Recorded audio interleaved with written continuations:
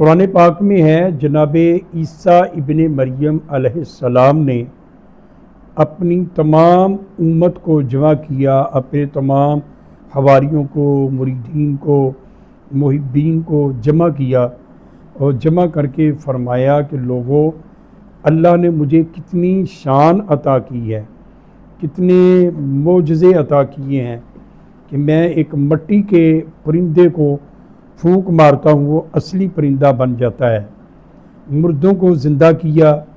اور جو آپ گھروں میں کھا کر آئے ہو میں وہ بھی بتاتا ہوں،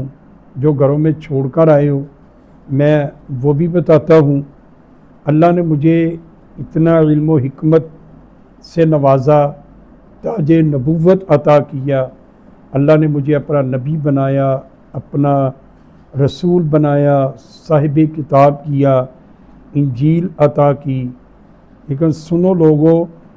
میرے بعد ایک اللہ کے ایسے نبی آ رہے ہیں، ایسے رسول آ رہے ہیں، وہ اللہ کے نبی بھی ہیں، اللہ کے رسول بھی ہیں، اللہ کے حبیب بھی ہیں، اللہ کے محبوب بھی ہیں۔ وَمُبَشِّرًا بِرَسُولٍ یَأْتِی مِن بَعْدِہ اسْمُہُ احمد، اس کا آسمان پر نام احمد ہوگا، زمین پر محمد ہوگا، اور میں تمہیں ان کے آنے کی مبارک دیتا ہوں۔ ہم کہتے ہیں نا آمد مصطفیٰ مرحبا مرحبا، جشن عید میلاد النبی مبارک ہو، تو وہی اعتراض کرنے والے جلتے کیوں ہیں؟ حضور کے آنے کی خوشخبری مبارک اللہ کے نبی روح اللہ نے سب کو سنائی، اور اللہ نے یہ قرآن پاک میں ہمیں بتایا کہ عیسیٰ علیہ السلام نے کہا وَمُبَشِّرًا بِرَسُولٍ یَأْتِی، میں تمہیں بشارت دیتا ہوں، خوشخبری دیتا ہوں، مبارک دیتا ہوں، میرے بعد اللہ کے نبی آئیں گے، اللہ کے رسول آئیں گے، ان کا آسمانوں پر نام احمد ہوگا، زمین پر محمد ہوگا۔ نبی پاک کا ذکر خیر کیا، پاس ایک بوڑھے بابا جی بیٹھے تھے، عرض کرنے لگے حضور یہ جتنے معجزات اللہ نے آپ کو عطا کیے ہیں اور پہلے انبیاء جس کی بشارت دیتے رہے ہیں،